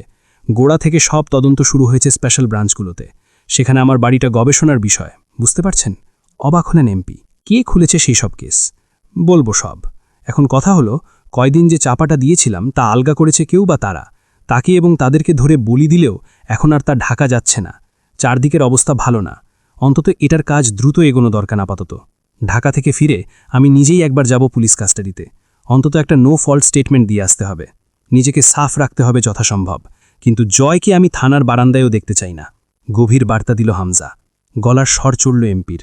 শোনো ইয়াংম্যান, ঠান্ডা ঠান্ডা, তুমি নিশ্চিত মার্ডার আর তার কালপ্রিটকে পবিত্র গোলাপ ফুল বানানোর প্রস্তাব করতে আসছ? নরকে যাওয়া কাম এইটা, সহজ নাকি? হামজা নির্বিকার বসে রইল। 2 গ্লাসে 1 শট অ্যালকোহল, 2 করে পুদিনা পাতা, 1 টুকরো আদা, একটু বিট লবণ ও সোডা মিশিয়ে 2 ড্রিঙ্ক তৈরি করলেন এমপি সাহেব। একটা গ্লাস হামজাকে এগিয়ে দিয়ে বললেন, পলাশের বডিটা পুলিশ পেয়ে গেলে ব্যাপার হাতছাড়া হয়ে যাবে গো হামজা, ওইটার ভালো ব্যবস্থা করো। বডি পাবে না। হেলান দিয়ে বসে গ্লাসে 2 চুমুক দিল হামজা। পাবে না? খাবার হিসেবে কুকুরের পেটে চলে গেছে, হজমও হয়ে গেছে। আপনি আপাতত ব্যবস্থা করুন যেন জয়কে ইন্টারোগেশনে ডাকা না হয়। পুলিশ ফোর্সের প্রমাণের হিসেবে এত সহজে যাবার নয়। আমি বেঁচে আছি এখনও। এমপি সাহেব একটু দুঃখিত অবাক হয়ে বললেন, এত খারাপভাবে মারলে পলাশ ছেলেটাকে? সোজা হয়ে বসে ঘাড়ে হাত রাখলেন এমপি সাহেব। কিছুক্ষণ হাঁ করে শ্বাস ফেলে বললেন, ডুবব না হামজা, কোনোভাবেই ডুবব না। যেমনে ভাসতেছ, একবার ডুবলে জাহাজের ভাঙা পাটাতনও পাওয়া যাবে না গো। দলের 6টা ছেলে পুলিশ হেফাজতে। রূপকথা, আজগার, পরাগ, ওরা নিজেদের শেষ সময় গুনছে শেকির পেছনে। আমার কবির বন্দী। আবার জঙ্গি শুয়োরের বাচ্চারা যখন তখন হামলা করবে আমি নিশ্চিত। আরেকটা কিছু চাল চালছে। ভেতরে ছিদ্র হওয়া ব্যাপার আমার ব্যক্তিগত। এমপি সাহেব সতর্ক চোখে তাকিয়ে আছেন বুঝে সংযত হয়ে উঠল হামজা। সে ব্যক্তিগত আলাপ পেড়ে ফেলেছে ক্রোধে। এক সামান্য নারী তাকে মুচড়ে রেখে দিয়েছে তা লোক জানার নয়। সে বলল, বাড়িতে নিরাপত্তার বাঁধ প্রায় ভেঙে গেছে। সেদিন ভেঙেছে যেদিন মুরসালিন বাড়িতে দেদার্সে ঢুকে পড়েছিল। সোজা হয়ে মনোযোগ এনে বসলেন এমপি। একটা কথা বলবে হামজা? হামজা বুঝল কি বলবেন। এমপি চুপ রইল। এমপি বললেন, তোমার বাড়িতে তোমাকে জড়িয়ে কোনো বিরোধী আগাছা বেড়ে উঠেছে বলে আমার ধারণা। সেটা কি জয় নয় তো আবার? ঝানু রাজনৈতিক লোকের সঠিক আন্দাজ হামজাকে ক্ষুব্ধ করে তুলল। কিন্তু সেই আগাছা জয় নয়, বরং জয় নিজেই সেই আগাছার শিকার হতে চলেছে। তাকে উদ্ধার করা দরকার। হামজার গেতরে আবারও একটা ভয়ের উদ্রেক হল। সে কেন এই মুহূর্তে রুমে ঢুকে আরমিনকে গলা টিপে মেরে এলো না? কিন্তু তার উত্তেজনা বাইরে আসে না বলে তা ভেতরে চেপে গিয়ে বলল, বাড়িতে এখন শুধু প্রতিবেলা পুলিশি তল্লাশি চলবে, থামাতে পারব না। সন্দেহ গাঢ় করা যাবে না, থামালেই আগ্রহ পেয়ে বসবে। সেক্ষেত্রে তল্লাশি পুরোদমে করতে দেবার জন্য সহযোগিতা করতে হবে আমাকে। হামজা থামল। পূর্ণ মনোযোগী হলেন এমপি সাহেব। হামজা ঠোঁট কামড়ে বিরতি কাটিয়ে ইঙ্গিতবহ সুরে সূক্ষ্ম গলায় জানালো, বড় ঘর পরিষ্কার করতে হবে। এমপি সাহেব থুতনিতে হাত চেপে বসলেন। আমার বাড়িতে হ্যান্ডওভার করবে ওদের? আমার বেসমেন্টে রাখতে পারো? আমার বাড়িতে পুলিশে তল্লাশি চলে না। হাসলেন এমপি। সোজা ওপরে অথবা কারাগার। বড় ঘর থেকে আপনার বাড়িতে ওদেরকে অতিথি করে পাঠাতে এই মাঝরাতের মিটিংয়ে আমি আসিনি। অশিষ্ট শোনালো হামজার গলা। তো এখন কি চাও? মুরসালিন মোহানকে মেরে হাত ময়লা করব না আমি। ওকে পচানোর শখ আমার। কারাগারের ব্যবস্থা করবেন আপনি। বাকি ছোট বড় যা আছে আমি সামলে নেব। তার জন্য অন্তত কটা দিন চাই। আপনি সেই কটা দিন পুলিশকে আমার বাড়ি থেকে মাইলখানেক দূরে রাখুন। আপাতত এইটুকু মাস্ট বি। মাথা নাড়লেন এমপি। মুরসালিন সাবেক ব্রিগেডিয়ারের ছেলে। সরকারি ক্ষমতা সামান্য হলেও আছে বলা চলে। আর আমি আমার ক্ষমতার অপব্যবহার রয়সয় করতে চাই। জানো, অতিভোজন মানুষের পাকস্থলীর হজম শক্তি কমিয়ে দেয়। ধীরে ধীরে খেলে অনেক খাওয়া যায়। ও রাষ্ট্রবিজ্ঞানে পড়া শিক্ষিত ছেলে। ওকে ভেতরে দিতে হালকা হলেও একটা টোপ চাই, যেন আমার রেপুটেশন সাফ থাকে, এমনকি আমার পালিত প্রশাসনের কাছেও। আমি আপনাকে ভারী টোপ দিতে এসেছি। চট করে অভিব্যক্তি বদলালো হামজা। কিন্তু কথা হলো, আপনি নিতে পারবেন তো আচমকা? এমপি সাহেব নড়ে চড়ে বসলেন। হামজা ভনিতা করার ছেলে না, বারুদ সে। হামজার ভনিতায় বিভ্রান্ত হয়ে তিনি চিন্তিত হয়ে পড়লেন। হামজা বলল, আমার উপরে রাগ করতে পারবেন না। আমি আসলে আমার নিজেরও কিছুটা স্বার্থ ছিল বটে। এই এক কথাই কাজ হয়ে গেল অবশ্য। এমপি সাহেব পণ করে নিলেন নিজের অজান্তেই, হামজা এখন চিরন্তন সত্যি বলবে। এই হামজা, ধাঁধা বানাবানা। তোমার মুখে সরাসরি কথা শুনতে ভাল লাগে। সীমান্তকে মুরসালিন খুন করেছে। এমপি সাহেব যেন দুম করে দমে গেলেন চমকে। একেবারে দেবে বসে গেলেন সোফায়। হামজার মিথ্যেটা সত্যির চেয়েও বড় সত্যির হয়ে ওঠে মানুষের কাছে, কারণ হামজা দক্ষ, নিখুঁত তার ধূর্ততার চাল। তুমি আজকে এই এখন আমারে এই কথা বলতেছ? আমি পাগলের মতন মাসের পর মাস খুনিরে খুঁজছি। ঝানু পলিটিশিয়ান হামজার সাথে টিকলেন না, দিশেহারা হতে দেখা গেল তাকে। হামজা নির্বিকার চিত্তে বলল, ওই যে বললাম স্বার্থ। আমি যদি তখনই বলে দিতাম মুরসালিনী সীমান্তর খুনি, আপনি তখনই ওকে মেরে ফেলতেন অথবা জেলে দিতেন, কিন্তু জয়ের পুরনো হিসেব আর আমার উদ্দেশ্য ছিল ওকে দিয়ে। কিন্তু আমি সঠিক সময়ের অপেক্ষায় ছিলাম ওকে দিয়ে আমার কাজ ফুরলে আপনার হাতে তুলে দেবার। আজ সেই দিন। এমপি সাহেব কিছুক্ষণ থম মেরে বসে রইলেন। সীমান্ত এমপি সাহেবের স্ত্রীর বড় বোনের ছোট ছেলে। হামজার বোনের সাথে ছেলেটার বিয়েতে এমপি সাহেবের হাত ছিল তা হামজা জানে না। বিষয়টা আজও চেপে গেলেন। কেবল সীমান্তর মায়ের অবস্থাটা চোখে ভাসল। মহিলা ছেলের শোকে অন্ধপ্রায়। পুত্রবধূর নাম একবারও মুখে নেন না, নাতনির নামও না, কিন্তু ছেলেকে হারিয়ে পাগল প্রায়। রোজ কল করে বলেন, তুমি এমপি হয়ে কি লাভ, কি লাভটা কি? এমপি সাহেবের ইগো খুব আঘাতপ্রাপ্ত হয়। ওনার ইচ্ছে করল এই মুহূর্তে সীমান্তর খুনি মুরসালিনকে ধরে খণ্ড খণ্ড করে পুকুরে শখ করে পোষা কুমিরকে খেতে দিতে। হামজা বর্ষি ফেলে চুপচাপ সোফার ওপর বসে রইল। এমপি সাহেবের ভাবুক মুখটা দেখে তার হাসি পাচ্ছে। প্রমাণ আছে তোমার কাছে? তা জোগাড় না করে খবর দেব আমি আপনাকে। রাগ ভুলে একটু সন্তুষ্টি এলো ছেলে তার উপর এমপির। কি আছে? অস্ত্র। চাপ্পড় দিয়ে কুপিয়ে মেরেছিল সীমান্তকে। সেটা রক্তাক্ত অবস্থায় আমি উদ্ধার করতে পেরেছি, শুকনো রক্ত। এরপর ভীষণ দুঃখিত ভঙ্গিতে বলল, আমি কিভাবে আমার বোনের বিধবা হওয়ার এই শোক সহ্য করেছি তার না বলি। শুধু বলবো, মুরসালিনের ক্ষেত্রে আমি যতটা ধৈর্য ধরেছি আর কেউ এতটা সুযোগ পায়নি আমার কাছে। তুমি এখান থেকেই ঢাকা চলে যাবে? হামজা জানালা দিয়ে অন্ধকার দেখতে দেখতে মাথা নেড়ে সাই দিল। এমপি সাহেব জানালেন, একটু আগে বড় ঘরে বাপ্পি, কামরুল, দোলন সাহেব, রবিউল গেছে। জয় বাড়িতে না, ও বড় ঘরেই আজ। ওরা কেন গেছে? এমপি সাহেব চোখের শীতলতায় বোঝালেন, ওদেরকে ছিঁড়তে। এক একজন যদি 2-4টে করেও মারে, সেটুকুই বা আসে কোত্থেকে? মুখে বললেন, দোলনকে পাঠিয়েছি শেষবার জিজ্ঞাসাবাদ করতে। ঘাঁটিটা কোথায় ওদের সংগঠনের জানা দরকার। কিন্তু এখন মনে হচ্ছে দরকার ছিল না। আমি আর্মির ব্যাটাকে জিন্দা কবর দেব এবার, আর স্টেটমেন্টের চিন্তা করব না। ঢাকা যাওয়ার পথে জয়কে একবার কল করে জানতে ইচ্ছে করেছিল হামজার বড় ঘরের খবর। আর্মিন হামজার অনুপস্থিতিতে কি ঘটাচ্ছে তা নিয়েও ভাবনা এলো, কিন্তু তাকে সকাল হতে হতে রাজধানীতে পৌঁছতে হবে। জয় ফিরে এসে আবার বসল সেই লোহার খণ্ডের ওপর। অন্তুর হাতটা ধরা তখনও। অন্তু দাঁড়িয়েই রইল। শরীর ভালো লাগছে না। চোখের সামনে মাঝে মধ্যেই অন্ধকার হয়ে আসছে। অবরুদ্ধ বড় ঘরটা জুড়ে ভ্যাপসা গন্ধ। পেট গুলিয়ে বমি আসতে চাইছে। মুরসালিন জয়কে বলল, তুই তো আমার কাছে এত সময় দিস না। আজ তোর গুরু কোথায় রে জয়? তোদের নাম্বার লেগে যাচ্ছে তো। দোয়া কালেমা পড়। ঢাকা গেছে। মুরসালিন ঠুট বাঁকিয়ে হাসল। নয়তো আমার কাছে তোকে বেশিক্ষণ ছেড়ে রাখার রিস্ক সে নিত না। জয় ক্লান্ত পরিশ্রান্ত দেহটা হাঁটুর ওপর একটু ঝুঁকিয়ে বসে বলল, তুই মারিসনি তো কে মেরেছে জিন্নাকে? সত্যি মরে গেছে রে জিন্না? মুরসালিন বলল, জয়নাল আমিরকে মারার জন্যে তুই আমার আব্বার হৃৎপিণ্ড খণ্ড করেছিলি। এবার যে জিন্নাহাকে মেরেছে তার কি করবি সেটা জেনেই আমি তোকে সব বলে দেব। বল। জয় একটা দীর্ঘশ্বাস ফেলে ঠোঁট উল্টে বলল, আমি সেই ছোটবেলা থেকে শুনে আসতেছি আমির বংশ নির্বংশ হবে। তারপর আসলেই সেটার প্রক্রিয়া শুরু হইল এক রাইতে। তখন আমার বয়স 7। এটা বহুত লোকের আকাঙ্ক্ষা, কামনা, আমার বংশে কেউ থাকবে না। বড় বাবা এই কথাটাকে সহ্য করতে পারত না। বড় হয়ে আমি টের পেলাম আমিও পারি না। তুই জানিস মুরসালিন, আমার কেউ নাই। বাপ, দাদা, চাচা, ভাই, আমার আগে পিছে কেউ নাই। আমি এতগুলো দিন দিলের ভিতরে পুষলাম আমি ছাড়াও আরেকটা দেহ আছে যার শরীরে আমিরদের রক্ত বইছে। আইস তুই কস সেও নাই। তাহলে আমি যে এমন বহুত লোকরে মারছি যারা আমারে নির্ভংস ল্যাজ কাটা বলছে, তাদের কাছে যায় আমার কি এখন মাপ চাওয়া উচিত? মুরসালিন চুপ করে কেবল জয়ের দিকে তাকিয়ে রইল অনেকক্ষণ। জয় ঢালাই মেছে দেখছে। সে নিজের কথা বলার সময় মানুষের চোখে চোখ রাখে না। বড় ভয় লোকে চোখের কথা না পড়ে ফেলে। মুরসালিন বলল, এমন অসংখ্য সত্তার কাছে মাফ চাওয়ার আছে, কিন্তু আফসোস তুই তাদেরকে পাবি না। আর তারা কেউ আর তোকে ক্ষমা করতে দুনিয়াতে নেই। জয় হেসে ফেলল, তার মধ্যে প্রধান তোর বাপ আর ভাই, তাই তো? হতেও পারে। যদি বলি হ্যাঁ, খুব ভুল হবে না। কেন জানিস? জানি। কারণ তোর বাপ আমার দেবতা আছিল। কত আদর যত্নে আমারে বন্দি করে রাখছিল। কত সুন্দর দিন কাটাইলাম। সেলিমরে চোখের সামনে দেখতে দেখতে পাগল হইলাম। মুরসালিন বড় আফসোসের সাথে বলল, তুই সেই মানুষটাকে কেবল নিজের নোংরা পাগলাটে দৃষ্টিভঙ্গি দিয়ে ভুল বিচার করে খুব নৃশংস মৃত্যু দিয়েছিস, যে তোকে 3টে বছর আগলে রেখেছিল। জয় কেসে উঠল। আগলে রেখেছিল? কস কি বাপ, মাথা ঘুরতেছে। এক গ্লাস নেবু পানি খাইতে পারলে জানটা শান্তি লাগত। এটাও স্বাভাবিক। একজন অবিশ্বাসীর কাছে ধর্মীয় আচার শিক্ষাটা জুলুম মনে হওয়াই উচিত। জয় মাথা দুলালো। না, আমি অবিশ্বাসী কে বলে? আমি হইলাম একজন সচেতন লোক। আমার বিশ্বাসের মেলা দাম। আবার আমার এই অবিশ্বাস বারবার ঠিক প্রমাণিত হইছে। কেমনে শুনবি? মুরসালিন তাকিয়ে রইল। জয় বলল, আমি নিজে বহুত মানুষের কাল হইছি যারা বিশ্বাসী ধর্মে পালনকর্তায়, কিন্তু ওদের ধর্ম আর পালনকর্তা ওদেরকে আমার হাত থেকে রক্ষা করে নাই, যেমনটা আমারেও করে নাই। কাঁধ ঝাঁকালো জয়। হতাশ সুরে চোখ ফিরিয়ে বলল মুরসালিন, তুই জন্মেছিসই অবিশ্বাসী হয়ে জয়।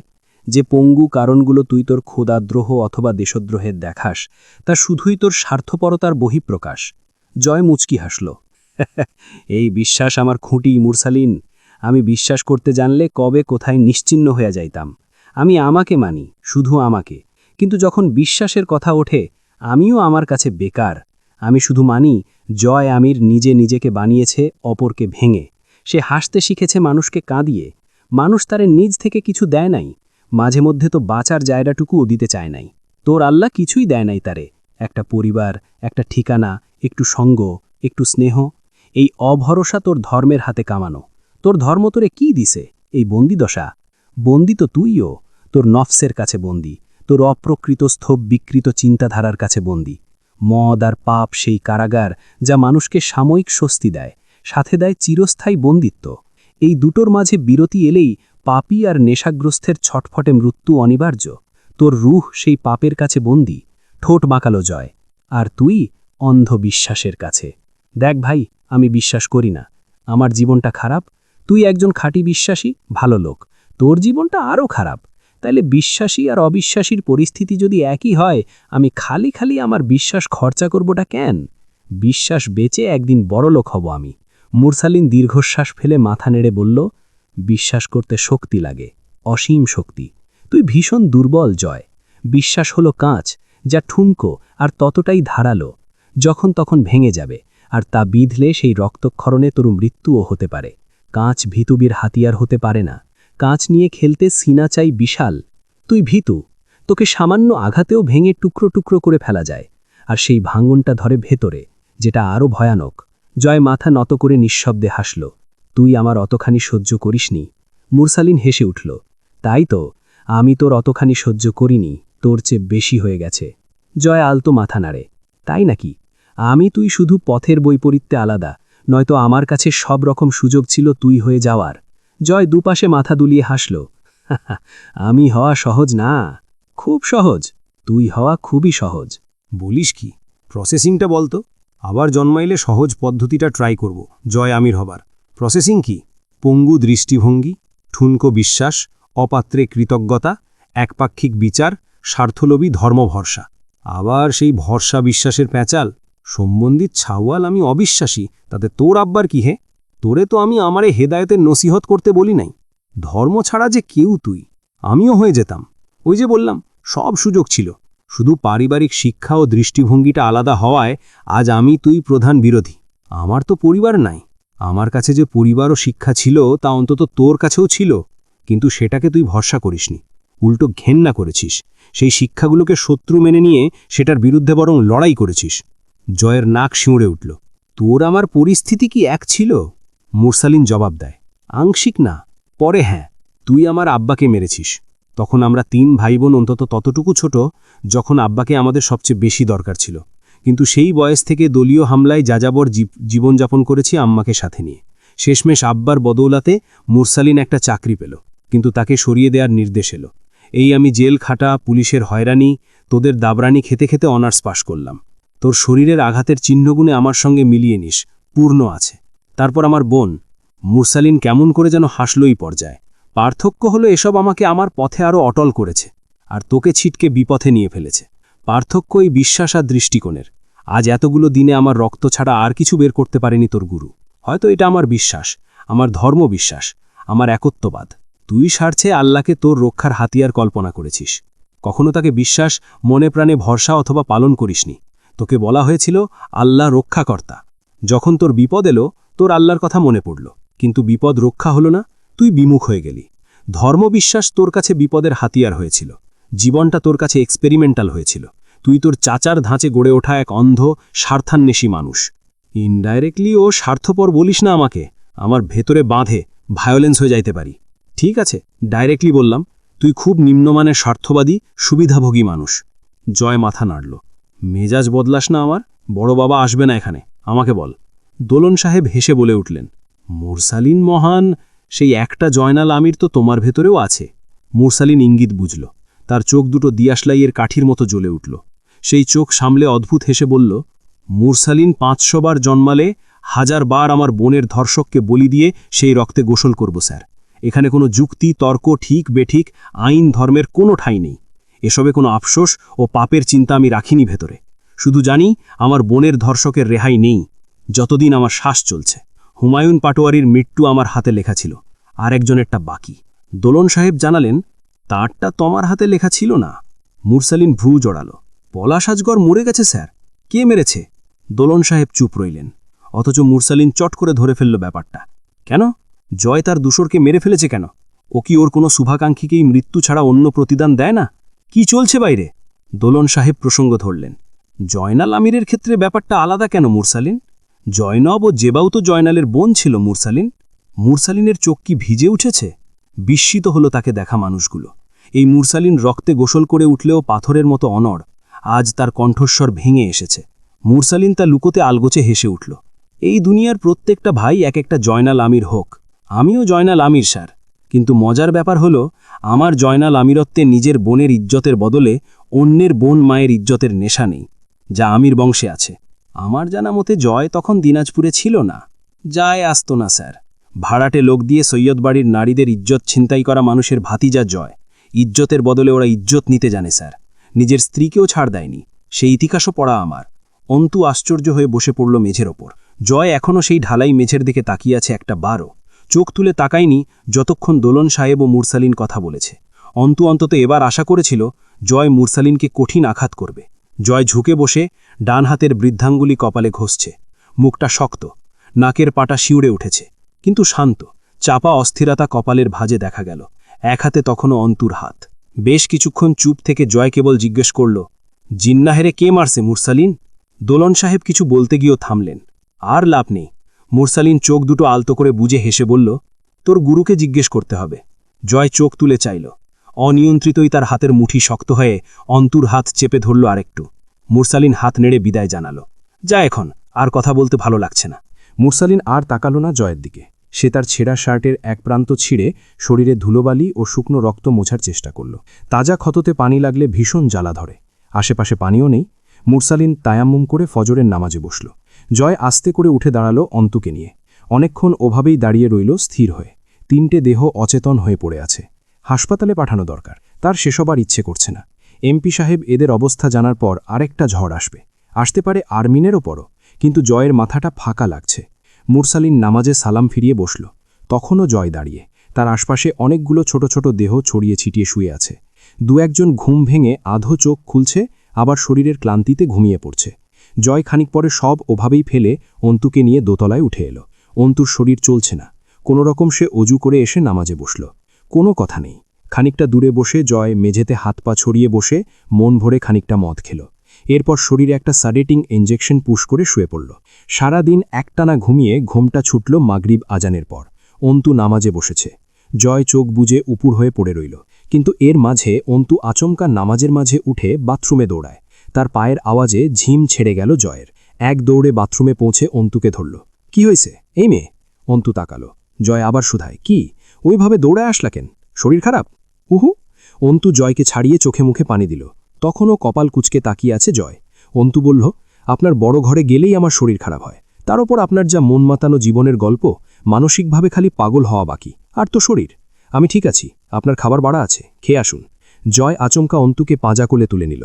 অন্তু ঘটনার আকস্মিকতায় মৃদু চেঁচিয়ে উঠল, এই জয়, নামান আমাকে, নেশা চড়ে গেছে আপনার, নামান নামান, পড়ে যাব আমি, এটা কি ধরনের কাজ, নামান। আল্লাহ গম্ভীর মুখে বলল, চুপ, আমার সাথে ছলনা করবে না। নেশা করে কেন? মরার পরও তোমার বোঝা ওঠানোর সাধ্য আছে জয় আমিরের। ঘুমানেছো নাকি সারাদিন সংসার সামলানোর নাটক করছো? কি হয়েছে তোমার? চেহারার এই হাল কেন? আমার সত্যি কিছু হয়নি, আশ্চর্য, দিব্যি ভালো আছি আমি।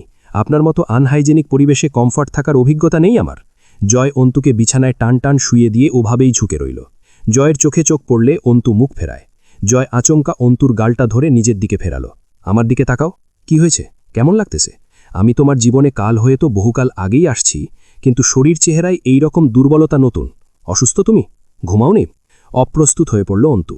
জয় কখনোই এভাবে নমনীয়তার সাথে এমন হুটহাট তাকে ছোঁয় না। ইগোর চোটে ছুঁই না বলা চলে। অন্তু জয়ের হাত সরিয়ে দিয়ে বলল, কিচ্ছু হয়নি, ঘুমেরই অভাব, এই যা। জয় সোজা হয়ে বসল বিছানায়, একটা বড় করে শ্বাস ফেলে আড়মোড়া ভাঙল, চট করে নিজের চিরায়ত রূপে ফিরল। আমার ধারণা আমার এত দুঃখের গল্প শুনে আপনার উপরে তোমার একটা পীড়িত ভাব আইছে, নতুন প্রেমের আছড়, ঠিক না ঘাড়োয়ালি? অন্তু চোখ বুজে ঘাড় কাত করে শুয়ে বলল, আপনি আমার সেরকম স্বামী নন, আপনি স্বামী হবার আগে আসামি আমার। আপনার সামান্য একাংশের প্রেমে পড়াই যায়, অথচ বাকি অধিকাংশকে এড়ানোর উপায় কই? জয় কিছুক্ষণ চুপচাপ দেখল অন্তুকে। অন্তুর সৌন্দর্য একটা ম্লান ছায়া পড়েছে, উজ্জ্বলতা হারানো মৃত তারকার মতন এক অন্ধকার নেমেছে। জয়কে কেউ ভেতর থেকে শুধায়, এর দায় তোর নয় তো জয়? জয় অস্বীকৃতি জানায়, আমার কেন? ভেতর থেকে উত্তর আসে, তুই যে সৌন্দর্য খুঁজছিস তা আমজাদ আলী প্রামাণিকের মেয়ের, তুই যা দেখছিস তা তোর স্ত্রীর। তাহলে দায় কার? স্ত্রীর কথাটা বিঁধল ভেতরে। আজ এই কথাটাকে নিয়ে মুরসালিন অপমানজনক ইঙ্গিত করেছে। জয়ের ভেতরে একটু আক্রোশ জেগে উঠল। তার স্ত্রী, অথচ সেই আসামি, এমনটাই তো বুঝিয়েছে মুরসালিন। এখনও মেয়েটার শারীরিক সৌন্দর্য অক্ষত, চিকন সোনার চুড়ি পরা হাত দুটো বুকের ওপর ভাঁজ করে শুয়েছে, সেই হাত দুটো সুন্দর। জয়ের চোখে অন্তুর শরীরের সবচেয়ে আকর্ষণীয় অংশ অন্তুর গলার নিচটা, ফর্সা গলায় সোনার চেন, বরাবর জয়ের চোখ লেগে যায় ওখানে। জয় অন্তুকে ডিঙিয়ে ওপাশে গিয়ে শুয়ে পড়ল। অন্তু উঠে বসে জয় চোখ বুজেই হাত চেপে ধরল। উঠো না ঘরবালি, শুয়ে থাকো আমার সাথে, নামাজ শেষ হয়নি আমার, খেয়ে আসুন আপনি। জয় অন্তুর হাত আরেকটু চেপে ধরে বলল, নামাজ কাজাও পড়া যায়, আমি একটু ঘুমাবো তোমাকে সাথে নিয়ে, শরীর মেজাজ কোনোটাই ভালো না, আমার পাশে শুয়ে পড়ো। অন্তু কিছুক্ষণ চুপচাপ বসে থেকে হঠাৎই জিজ্ঞেস করল, জিন্নাহ আমেরকে যদি হামজা সাহেব মেরে থাকেন? জয় চোখ খুলে সোজা অন্তুর চোখের দিকে তাকায়, নির্ঘুম চোখ দুটো লাল, সজাগ। সৈয়দ ফরহাদ মোহাম্মদ বাড়িকে মেরে জয় পাগল হয়ে উঠল জিন্না ও তার মাকে খুঁজতে, পেল না। চারদিকে তোলপাড় উঠে গেল ব্রিগেডিয়ারের মৃত্যুর খবরে, যেখানে তখন বাংলায় তাদের অনুকূল সময় চলছে। সিনিয়র ব্রিগেডিয়ার বাড়ি সাহেবকে প্রমাণহীনভাবে খুব সহজে মারতে পারার পেছনে অবশ্য একটা কারণ ছিল। জয় খুব সহজে ফরহাদ সাহেবের সঙ্গে দেখা করার সুযোগ পেয়েছিল, সেটাও একান্তে ফরহাদ সাহেবের রাজধানীর ফ্ল্যাটে, দিনের বেলা। জয় চলে আসার পর তিনি অধীর অপেক্ষা করেছেন, জয় দেখা করতে আসবে, একটা বার হলেও আসবে। জয় যায়নি। ফরহাদ সাহেব জানতেন জয় তাকে বড় ঘৃণা করে, কিন্তু তবু আশা রেখেছিলেন। বাঁকা জয়ের প্রতি একটা অঘোষিত স্নেহ তার জমেছিল ভেতরে। জয় অবশেষে ওনার সঙ্গে সাক্ষাৎ করল। মানুষটা ভীষণ খুশি হয়েছিলেন, আবার একটু লজ্জিতও। জয় নিশ্চয়ই জবাবদিহি চাইবে, কেন তিনি জয়ের বড় বাবাকে মেরেছেন। জেদি ছেলেটা কর্তব্যের মানে বুঝবে না, যাকে ছোটবেলায় নৈতিকতা শেখাতে গিয়েই নেতিবাচক চরিত্রে পরিণত হয়েছে তিনি। জয় কেবল একটা কথা জিজ্ঞেস করেছিল, বড় বাবাকে মারলেন কেন স্যার? ফরহাদ সাহেব একটু কথা গুছিয়ে নেবার ফাঁকে জয় আবার বলে, আপনি জানেন আমার কেউ নাই, আমার খাতিরে ছেড়ে দিলেন না কেন? সব তো কেড়ে নিছেন, দেখেন আপনারা সফল, আমার কাছে কেউ নাই, কিচ্ছু নাই, আপনি আমার বড় বাবাকেও নিয়ে নিলেন। কেন স্যার? আমি তো আপনার কিছু ক্ষতি করি নাই। করছি স্যার। বাড়ি সাহেব সামান্য হেসে জয়কে হাত নেড়ে কাছে ডেকে বলেছিলেন, তুই যে আইন মানতে নারাজ রে আমেরে না বেটা, নয়তো তোরে বুঝাইতাম। আইন সব আপনাদের কেন? আমরা কেন আইন পাই না? আইন তো আমাদেরও দরকার পড়তে পারে স্যার, পাই না কেন? জয় আমির কাঁদতে পারবে না, তাই শুধু তার চোখের মনির শিরা লাল টকটকে হয়ে উঠল। 9 দিন আগেও সে তার বড় বাবার সঙ্গে দেখা করবে ভেবে উত্তেজনায় কাঁপছিল। তার মনে পড়ে গেল সেই বড় বাবাকে চিরতরে তার কাছ থেকে সরিয়ে নেবার হুকুমদাতা ব্রিগেডিয়ার তার সামনে। জয় প্রশ্নের উত্তরের অপেক্ষা করার ধৈর্য পায়নি। শেষ মুহূর্তে ফরহাদ সাহেবের মুখে একটা জ্যোতিময় হাসি ফুটে উঠেছিল। সেই হাসিতে ব্যথা ছিল, ছিল মলিনতা। তার চোখ দুটো গভীরভাবে শুধু জয়কেই দেখছিল। তিনি শুধু বলেছিলেন, তুই এই পথে যাবি বলেই আশঙ্কা করেছিলাম রে আমেরের বেটা। দোয়া থাকল, আল্লাহ তোরে পথ দেখান, ধৈর্য দিন। তিনি অস্পষ্টভাবে কালেমা শাহাদাত পড়লেন, আশহাদু আল্লাহ ইলাহা ইল্লাল্লাহ। জয় সেসব কিছুই দেখতে পায়নি। তখন তার চোখের সামনে এক অবরুদ্ধ নিষিদ্ধের আধার পর্দা। সেই পর্দায় বড় বাবার কঠিন মুখটা ভাসছে। জয় শেষবার সেই রাতে বড় বাবার কোলে চড়ে যে বড় বাবার চেহারাটা দেখেছিল, অভিজাত, কঠিন, লাল, গম্ভীর মুখখানা। সে সেই মুখখানা দেখতে দেখতে বড় নৃশংসতার সাথে ফরহাদ সাহেবকে খুন করে ফেলল। বড় বাবা তাকে তখনও বলছে, হাসবি শুধু, হাসবি জয়, হাস। জয় হাসল। ফরহাদ সাহেবের রক্তে মাখা হাত টিস্যুতে মুছতে মুছতে জোরে জোরে হাসল, চোখ দুটো জ্বলছে। তখন জয় আরও জোরে জোরে হাসতে হাসতে নির্জন সিঁড়ি বেয়ে নেমে এলো। দিনাজপুর ফেরার পর হামজা জয়কে আবার পাঠিয়ে দিল রাজন আজগরের কাছে। তখন রাজন আজগর নিজেই দেশে ছিলেন না প্রাণ বাঁচাতে, কিন্তু তার লোকেদের সঙ্গে জয় রাজধানীতে থাকতে পারবে। জয়কে পাওয়া গেল না বলে হামজাকে রিমান্ডে নেওয়া হলো। উল্টো করে ঝুলিয়ে কাঁচা বাঁশ দিয়ে পেটানো হলো। ত্বকের নিচে রক্ত জমাট বেঁধে কালশিটে ধরে গেল। পাথরের দেয়ালে আঘাতের প্রতিধ্বনি ওঠে। তবু হামজা বলে না, জয় কোথায়? জ্ঞান হারিয়ে ফেলার পর সামান্য চিকিৎসায় আবার চেতনা ফেরানো হলো। 21 বছরের এক যুবকের এই সহনশীলতায় কর্মকর্তারা হয়রান হলেন। হামজাকে আশ্বাস দিলেন, আমরা শুধু জয়কে জিজ্ঞাসাবাদ করব। তুমি বলছো সে খুন করেনি, তাহলে সামনে আনতে সমস্যা কোথায় জয়কে?